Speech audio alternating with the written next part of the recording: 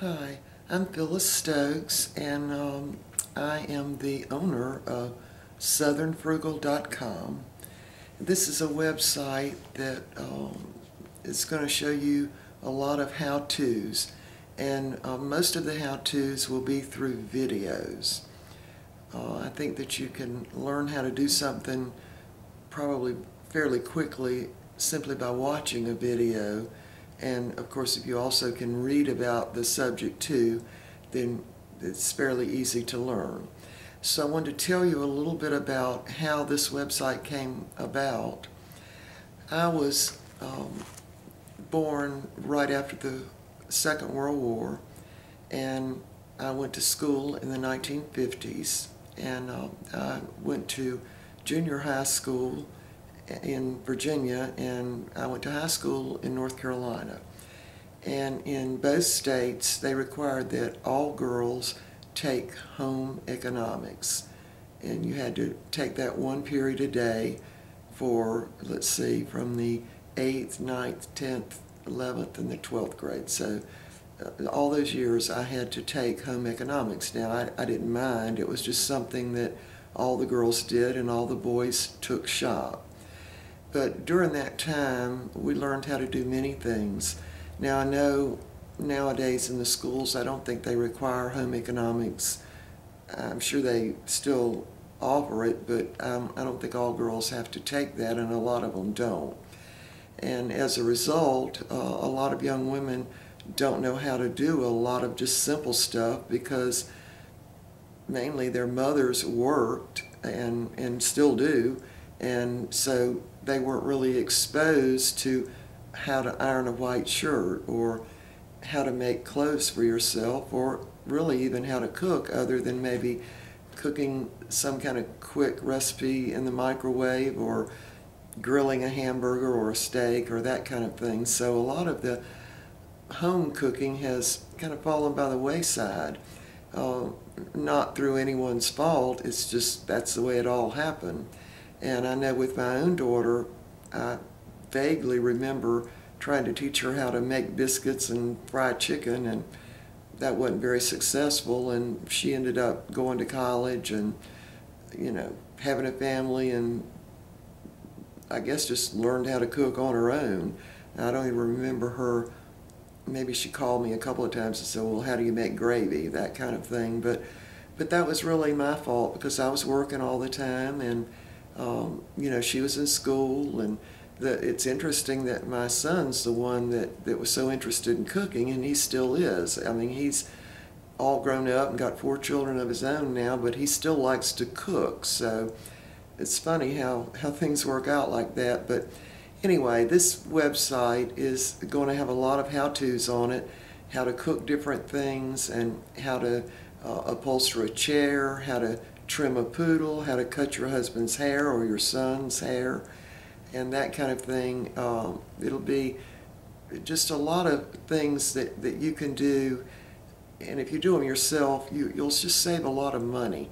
So that's where the Southern Frugal came in, and of course we live in South Carolina now, so I was Southern when I was in Virginia, and I guess more Southern in North Carolina, and by the time I got to South Carolina, I am really Southern. So I learned how to cook really mostly by doing, and of course I did ask my mother how to fix certain things.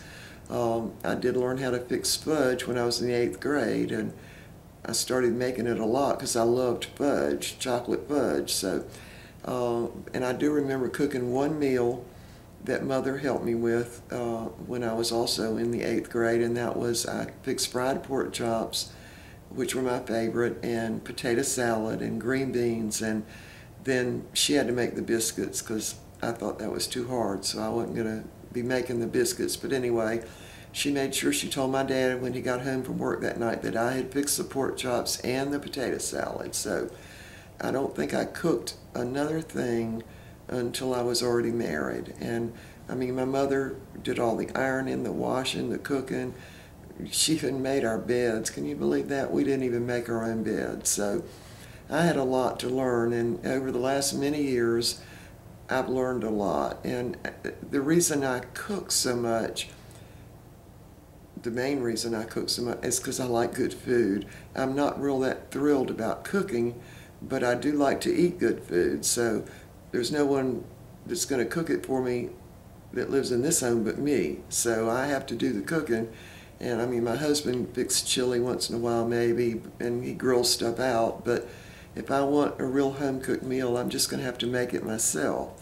So that's really part of what this website is about, doing things for yourself and getting the most out of your shopping dollars by using coupons and also by shopping at the farmers market. So we'll be making a trip to our state farmers market in South Carolina and just show you how it's done, not buying from the sheds where a lot of the farmers come in, but also buying from the distributors by simply buying a bushel, or what they call a bushel, and of course they put them in boxes, and it's the exact same thing the grocery stores get. So, and we get the same price that the grocery stores get. So I'm going to show you how to do that, and hopefully you'll visit your state farmers market, because every state has a state farmers market. In fact, in South Carolina we have 3 state farmers market, one upstate, one in Columbia, and one in the Charleston area. So it's easy to just buy directly from the distributors. You just have to buy a bushel, at least 1 bushel. If you want to buy, say, a head of lettuce, then you'll pay retail for it, even though you're getting it from the distributor, because they do sell in large amounts. So that'll be one thing that we'll do. And I've got some tapes where I'm simply telling stories from the 1950s, things that happened, and sort of the way life was in the 1950s. Now, what hadn't really changed is food. Our basic food is the same that it was in the 1950s. We have the same animals, we have the same vegetables. I mean, some of them might be hybrid, but we still have basically the same things. The difference is that now we go out to eat a lot, and we buy prefixed things from the grocery store. Like almost every grocery store now has a place where you can buy fried chicken, potato salad, and that kind of thing, and those things are good, but obviously you have to pay for them, and you pay a lot for them if somebody else cooks them for you. So this website will also show you how to save money by doing it yourself and cooking it yourself, and then cooking, say when you cook for 1 meal, just go ahead and cook enough for 2 meals, and either put it in the refrigerator and have it a couple of days later, or freeze it and have it 2 or 3 weeks later. And also how to make cakes and things like lemon meringue pie, coconut cream pie, and also I'm going to definitely show how to make the homemade banana pudding with the meringue on top. So all these things are going to be on the website, and most of them will be in video form, and then I'll do a little bit of script with it, but most of it's going to be in video form. And that way, you know, a picture is worth 1,000 words, then what's a video worth? 10,000 words? I don't know. But when you're looking at a video, you're hearing it and you're seeing it. And so that really makes it better than if you're just reading it. So hopefully, I think that the website is going to be full of a lot of videos that will be helpful to you. And I hope that you will try some of the things.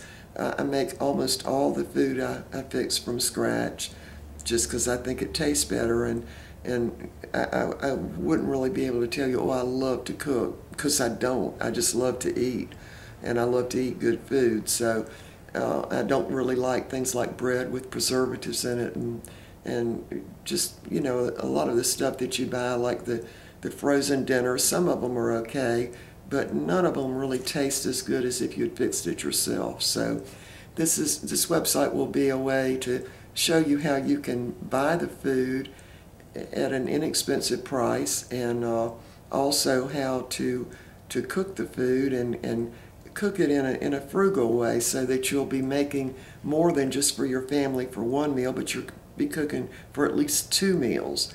And also how to freeze the stuff, what to do with the stuff when you bring it home from the farmers market, such as sweet potatoes.